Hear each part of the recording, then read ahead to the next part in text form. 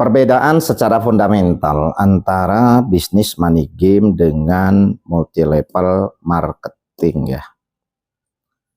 Bisnis money game biasanya dia menawarkan keuntungan di atas kewajaran. Apakah itu harian, apakah itu mingguan, atau itu bulanan.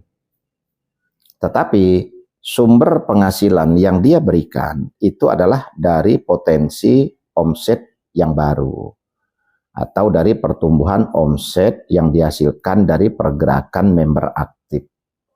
Nah, jadi dia tidak punya basis bisnis secara fundamental untuk bisa mendapatkan keuntungan dalam rangka membayar beban keuntungan tersebut. Nah, tetapi casingnya biasanya ya selalu menjelaskan bahwa mereka punya bisnis A, punya bisnis B, kan begitu. Itu hanya casing. Nah, tetapi tetap itu sebenarnya program bisnis money game. Maka kita jangan gampang terkecoh. Lalu siapa yang dirugikan? Yang dirugikan adalah member pasif dan member yang terakhir.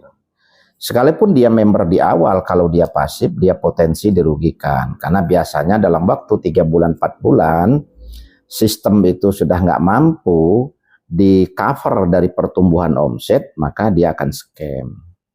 Nah, jadi yang dirugikan jelas yaitu member pasif dan member yang terakhir. Lalu siapa yang diuntungkan? Yaitu leader yang aktif.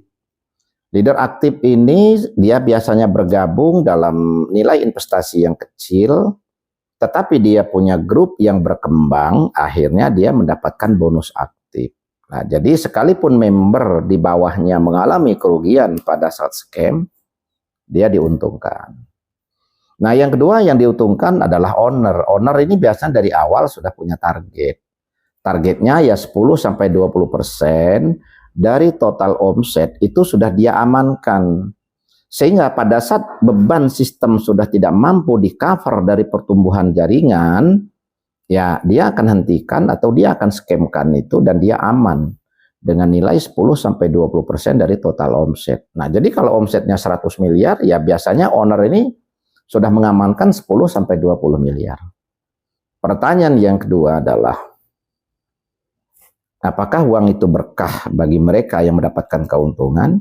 Ya walau alam. Kenapa? Yang jelas ada dua kelompok yang dirugikan, yaitu member pasif dan member yang terakhir.